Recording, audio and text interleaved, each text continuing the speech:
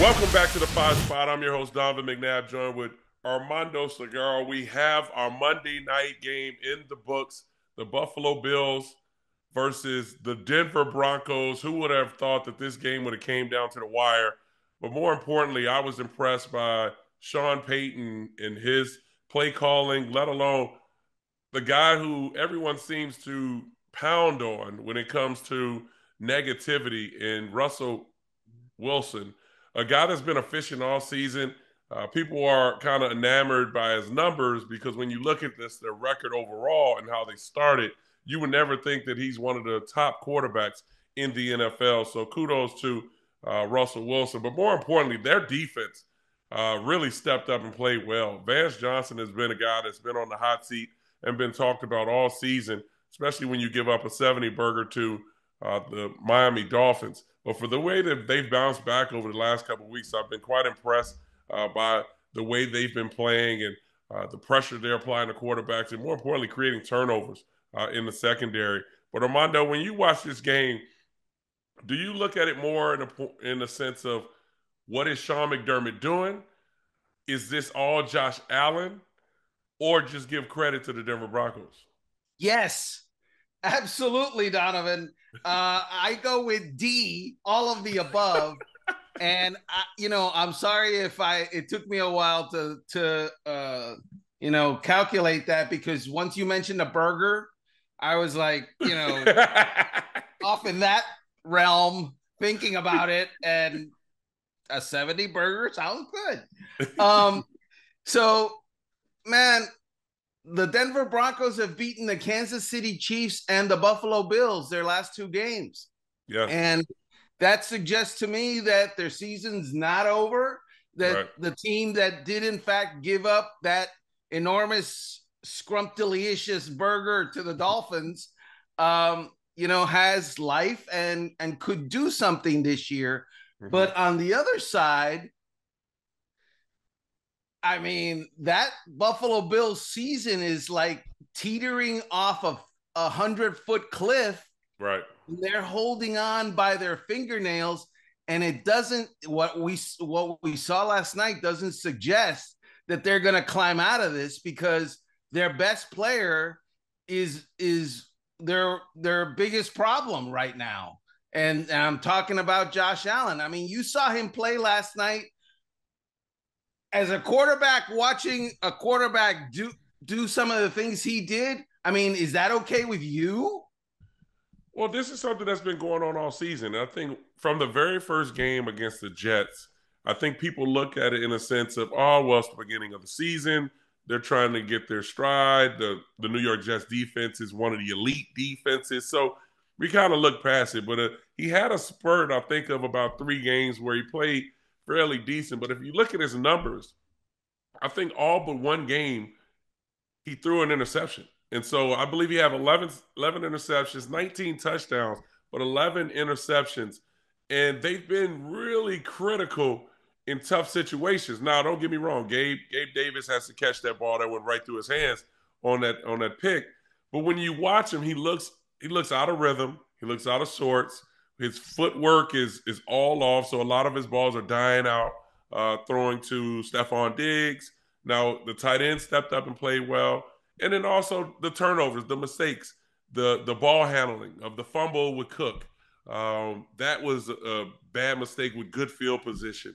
Then Cook fumbling at the beginning of the game.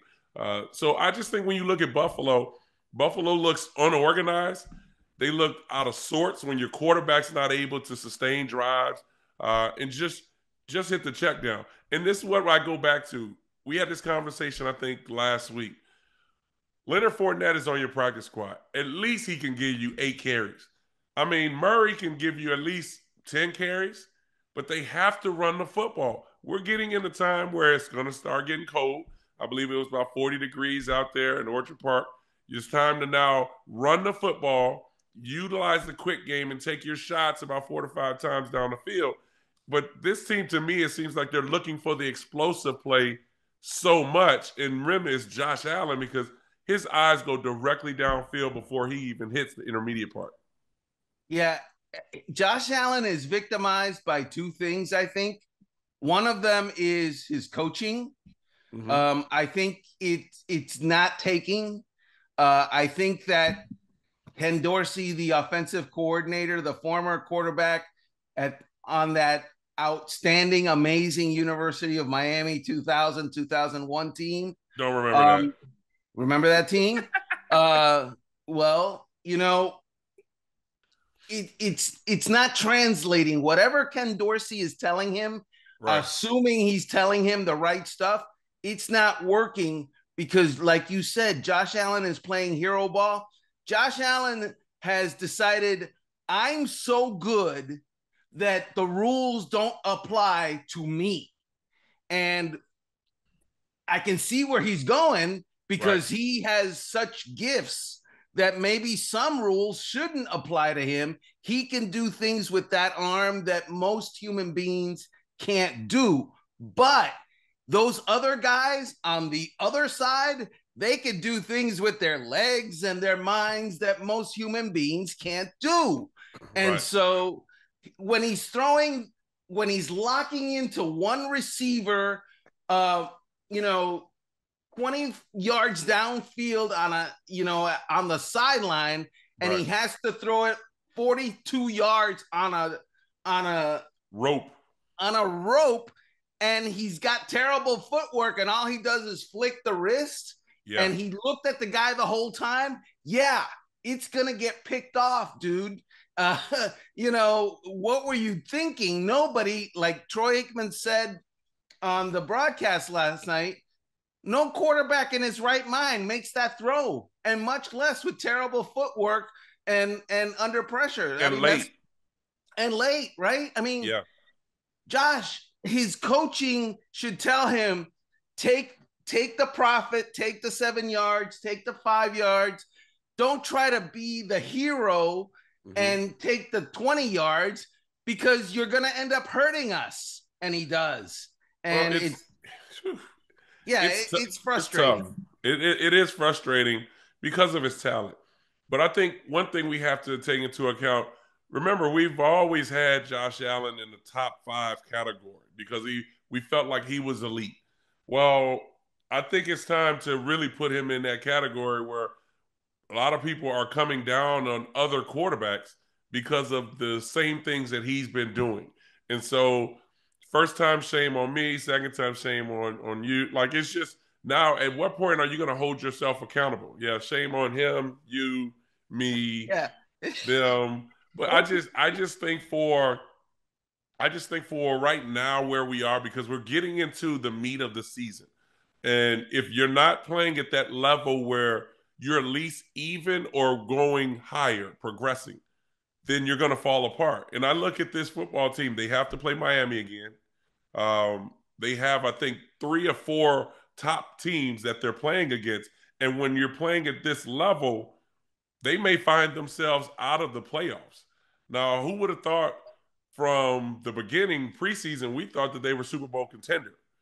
But is this one that I think maybe we need to look into the next situation that possibly could happen if this continues on? Will Stephon Diggs asked to be out at the end? Well, so this is what they have to do here. They have to play the Jets defense, which the Jets already beat them, right? Right. They have to play the Eagles, the Chiefs, the Cowboys, and finish. No, sorry. What am I doing here? Uh,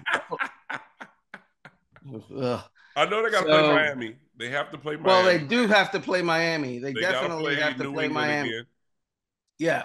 So this can't be right. Oh, yeah, here it is. They finish up with Miami. So Right. I was right. The Jets, the Eagles, the Chiefs, and then the Cowboys.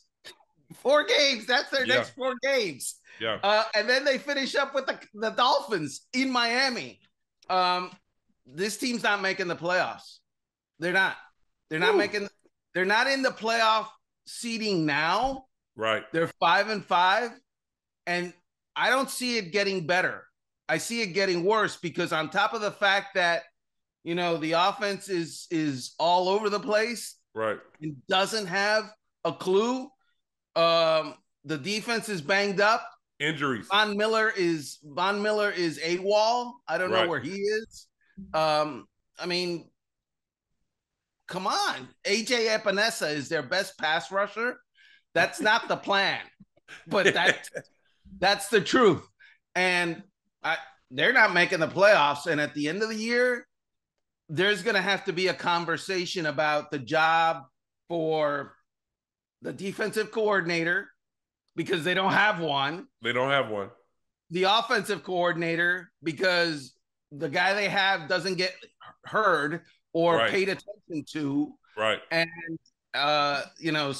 they don't have a running game. Their offensive line is supposed to be this great, and Deion Dawkins shows up to the game without a shirt, and I see what he looks like, and I'm like, I'm not impressed by this. Yeah, I kind of didn't really enjoy my dinner after seeing that. Yeah, Bro, but I will say put the that positive away. of it all. I mean, and then you add to that having 12 guys on the field at the end on the field goal. It just kind of piles up on all the things that we've seen leading up until this point. But one positive I will say, it was good to see Damar Hamlin come on out and get an opportunity to get some reps out on the field after what we've seen last year in Cincinnati. So for him to be back out on the field, even through injury, but still to get a chance to get back out on the football field, it was good to see Hamlin out there. But let's continue on with staying in the AFC because two teams who we thought were starting to emerge because of their two quarterbacks being the Cincinnati Bengals and the Baltimore Ravens. When you think of the AFC, obviously Kansas City is up at the top. And then you start to think of Cincinnati, the way they've been playing, Baltimore being balanced on both sides of the ball, the emergence of Zay Flowers on the offensive end and their running game, with Lamar Jackson leading the league with his completion percentage. You would have thought that those teams will start to elevate, but then they suffer losses to the Houston Texans being the Cincinnati Bengals, and then the Baltimore Ravens falling to the Cleveland Browns. Where do you see just in this top echelon of AFC teams now that we see Buffalo losing, Cincinnati losing, and then Baltimore losing?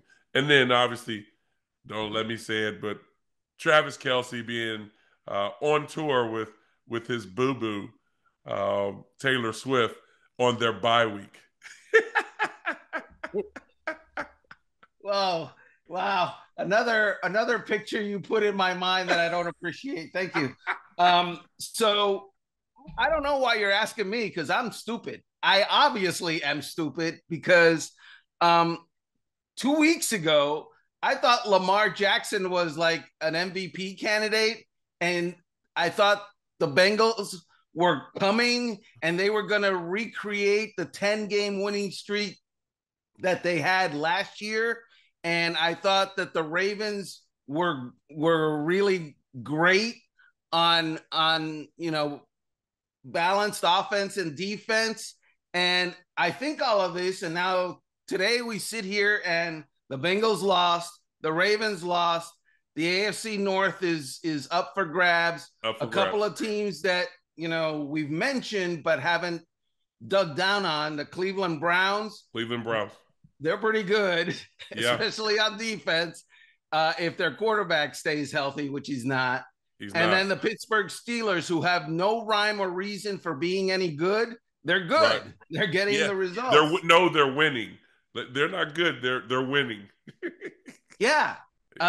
Which Mike Tomlin, let me write down that name. Mike Tomlin, coach of the year. Coach of the year.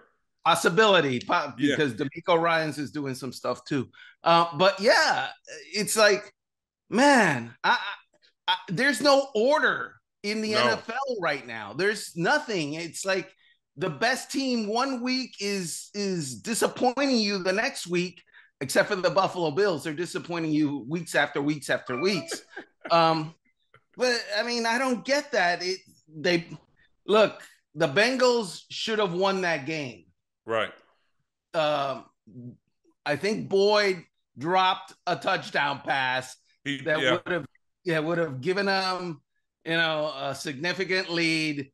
Right. Houston would have had to have driven the field in the last second, and we both know that that's not possible because CJ Stroud has never done that. Yeah, he's not very good. I'm kidding. CJ Yes, Stroud did that we last are week. definitely kidding. Yeah. So I'm just, man, I'm dumb. Thank you. That's my comment. Well, I look at it in a sense for the AFC. Remember, we had Miami at the top of the list when they were playing 500 teams, and then when they ended up playing Buffalo, which was winning at that particular time, they end up losing. Then they played the Philadelphia Eagles and had a chance to win that game and ended up losing that game. And every team that they've played that's been so caught in the upper echelon, Miami just wasn't able to complete the deal. But when Baltimore, over the last 4 to 5 weeks, it was almost like they were under the radar because Lamar wasn't wowing you with the explosive plays with the 50, 60-yard passes downfield. They were just methodically moving it and then obviously running the football with their running game. And that's been quite impressive with Gus being one of their leaders because J.K. Dobbins is out. And so we thought Baltimore, with their defense, was going to start to now climb. The Cincinnati Bengals were the one that was so impressive to me because, yes, Joe Burrow was injured with the calf, but then they just went on a streak where we seen the real Joe Burrow, his mobility, his accuracy, the explosive plays. Defensively, I thought that's when they started to elevate because now they started drawing a little bit more attention by the way that they played against Buffalo and even the games prior. But then again, I think this is the time where teams start to expose themselves and those that we kind of overlook start to rise. And then you have the Kansas City Chiefs. So, I mean, let's take that into account right now because you mentioned D'Amico Ryan. But more importantly, let's give a little credit to CJ Stroud. CJ Stroud in the AFC. Do you think the Houston Texans, with their quarterback, their young rookie quarterback, do you think they have a chance of sliding into the playoffs? Yeah, of course. I mean, the guy's thrown for 826 yards or something like that the last 2 weeks. Right. And not only that, I'm going to not just throw for 826 yards in the last 2 weeks. I'm going to put together back-to-back last minute comeback victories in those two games against, against a pretty Pretty great good. Yes. Cincinnati team, a pretty Right. good Cincinnati team. I mean, how do you dismiss that? You can't. That the dude is on fire. Yes. He's for real. It's Yes. not like he's lucking into this stuff. He's got that swag about him. Like, this doesn't bother me, man. I've got Right. confidence. Uh, he he's just, there's something in there, in that soul, that is just coming out, and it's hard to turn away from. That's all I can say about that. Well, when I watch him, I personally thought that he was the best passer in the draft coming out. And people want to look at Ohio State because they don't have the best reputation as far as their quarterbacks representing in the NFL. Now, receivers, yes. And we've seen what they've had over the last 5 years. They've had first round draft picks, multiple first round draft picks each and every year from Ohio State. And they will have one, possibly two this year. So I looked at CJ Stroud, and people wanted to talk about his test score. People wanted to say if he was a guy that was a team guy that focuses in and prepares. Well, evidently we're getting those answers put out there right now because everything that you've heard from his teammates were all about team. He's all about team.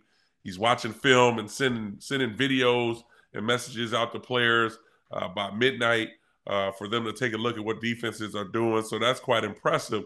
But I say that to say this because we didn't even mention the Jacksonville Jaguars in that division.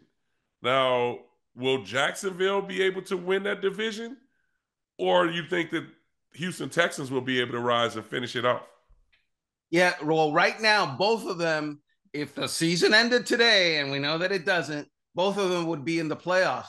The Jaguars right now are like the number 3 seed. Right. Houston is the number 7 seed. and so they make it. Uh, yeah, your Buffalo Bills don't make it.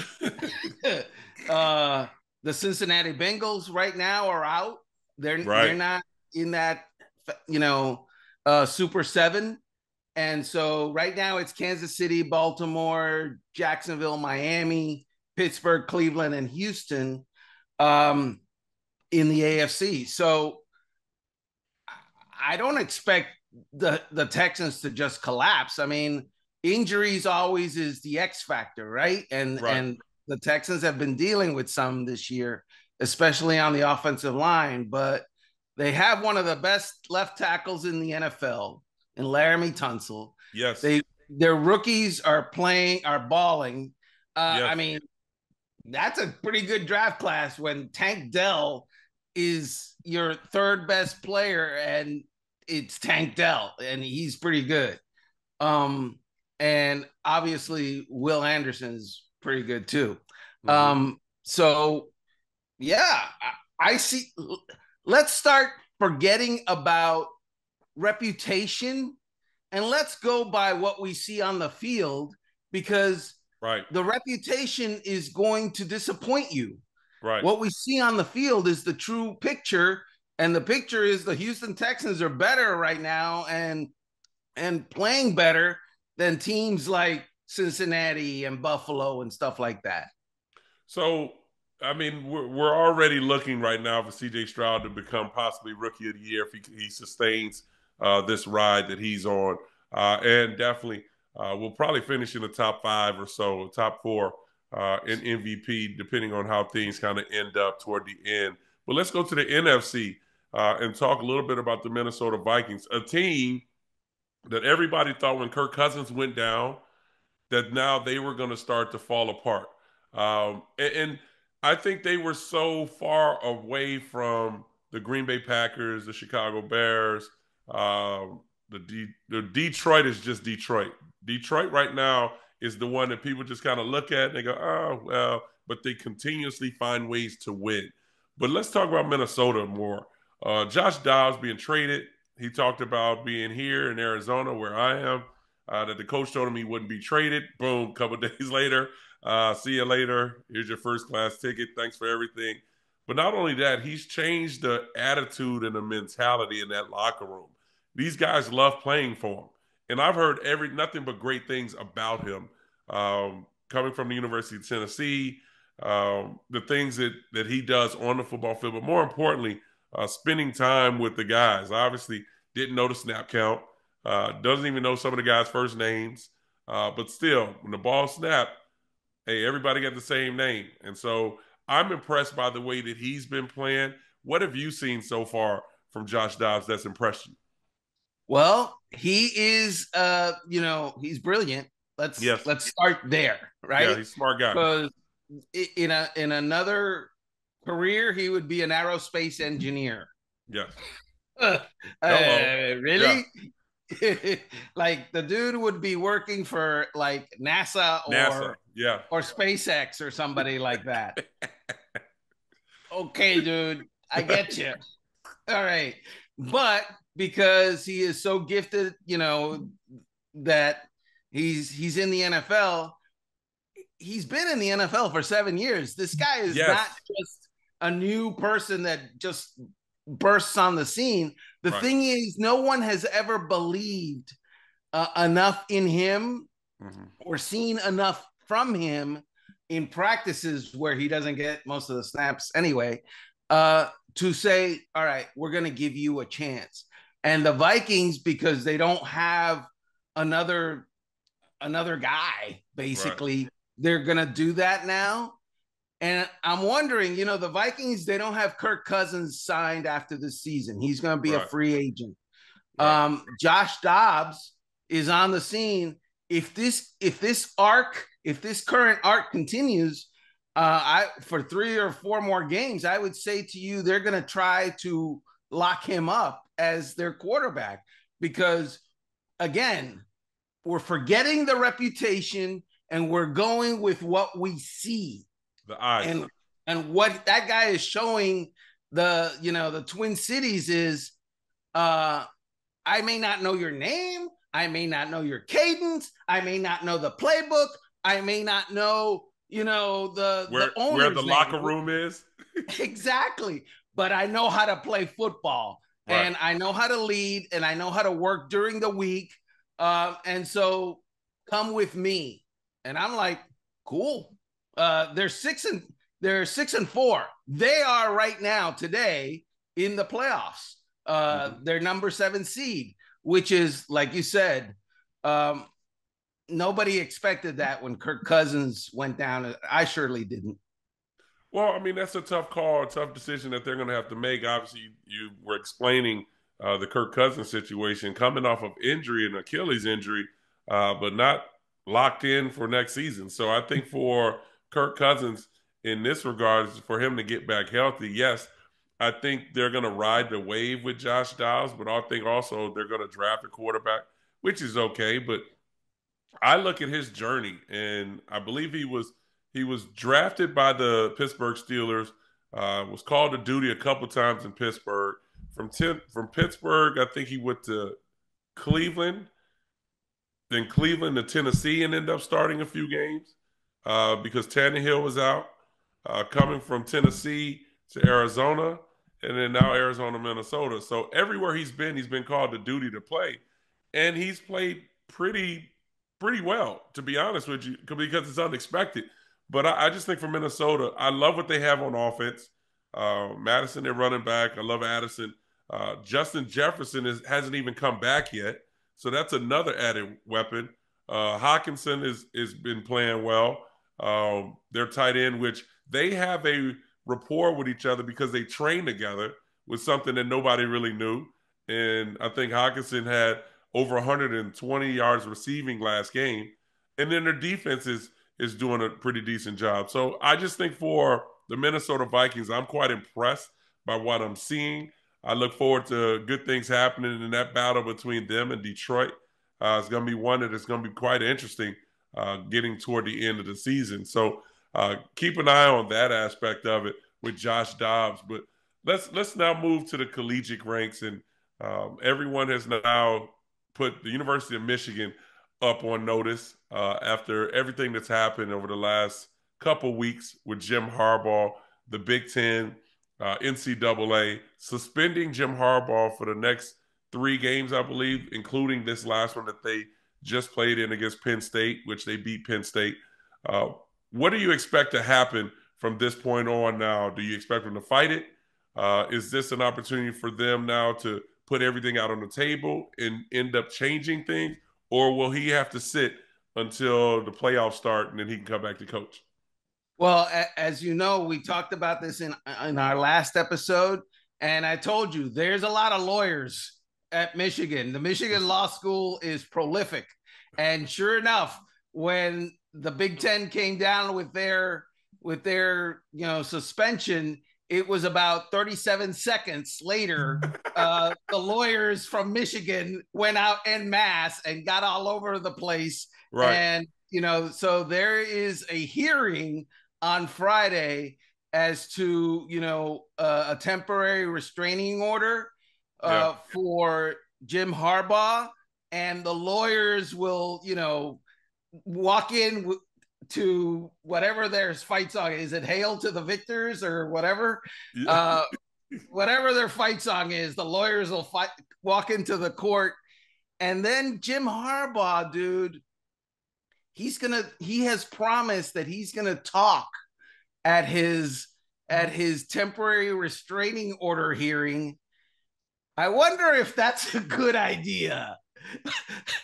I wonder, Jim, should you really want to do that, dude? Because yesterday he was talking, and one of the things he said was that Michigan is America's team. Well, but the other America's team hasn't been America's team over the last 30 years. So I don't know if you really want to refer Michigan as America's team. But I have this because I watch Law and Order. So, I'm on top of the law game in court. Uh, but do you think that this is more of just trying to put everything out on the table and show that we have nothing to hide? Or are they doing this, like we talked about in the last episode, do you think that he's trying to get ahead of the game in case now they bring in the guy that they have on video? No, look, everybody, it's America still, so everybody should have a defense, and everybody should have a chance to defend themselves, innocent until proven guilty, all that stuff. Right. So I don't have any problem with there being a hearing on this. It's wonderful. It's good for Michigan. I get it, and I Right. make fun of their, enormous, gigantic law school, but I get it. They should do this, Yeah. but the idea that one of the things that a lawyer would tell you as a client, not that I've been a client many times in felony court or assault court or anything. What do you mean there, Armando? not that I've needed legal assistance many times over, a bad judgment or bad temper. Not at all. But they tell you shut up. Yeah, stay Don't quiet. talk, Stay quiet. right? Yeah. Right? Because they are paid and professional talkers and Right. debaters. And you are the assaulting, dude, party. You're not good at that. You're doing something else. Yeah. Jim Harbaugh is not good at talking in court. Again, America's team. What the hell is that? I mean, so if you had to pick a college program that was America's team, would it be Michigan? No, it might have been Alabama probably. I don't. I mean, you talk about a team that always represents in the playoffs and possibly win championships. That wouldn't be Michigan, obviously, but I look at it in a sense in this regard for the Ohio State Bucket, or not Ohio State, the Michigan Wolverines, excuse me, because they will be playing Ohio State. And what happens if they win out? What happens if they beat Ohio State? Now they're going into the playoffs. Will this be now a reconvene from the NCAA and the Big Ten about having them sit for the playoffs, or will he be allowed to come back and coach? Well, I guess it'll depend on what the Big Ten does next. By the way, the Big Ten is a joke. They suspended him for 3 games, but you can coach during the week. So I think I did the math. There's something like 175 hours in a week, of which Jim Harbaugh can be the coach for like 168 of them or something. Maybe there's 172 hours. And the point is, 3 hours a week, he's not allowed to be the coach. The other 100+ hours, he's fine. You can be the coach. So we think you cheated, but you're free to be the coach we're suspending you for 3 hours a week, which is a joke. If I had to pick an America's team, and by the way, understand, all I care about is the University of Miami. And in our heights, we were the Hoods team. Y'all had a lot going on there too. we had all this talent from Liberty City and Alapata and Carroll City and Central Miami, and we were the Hoods team, and that's how I like it. But America's team, that would have to be Notre Dame. No, that would have to be Notre Dame because whatever, Notre Dame. All right, we're not talking rivals. Come on, Armando. Relax. Okay. Another true story about Notre Dame. And that was a touchdown, too, in the right corner of the end zone, just so you know, with Miami. Against Ohio State, no? Back Miami versus Notre Dame when they didn't call it. That was a touchdown. He caught it. Back in the day. Fair. Yeah, true story about Notre Dame. In the 70s, Notre Dame would destroy Miami 56-3 or something like that. And then Miami got good, and it was the other way around. So what did Notre Dame do? Canceled. We don't want to play you anymore. You're bad for us. we don't believe in your program and what you stand for. Yeah, okay. What you don't believe is having it handed to you the way you Right. handed it to us for so many years. That's my piece. I'm sorry. Go ahead. All right. We're getting a little off tangent. Let's close it up here.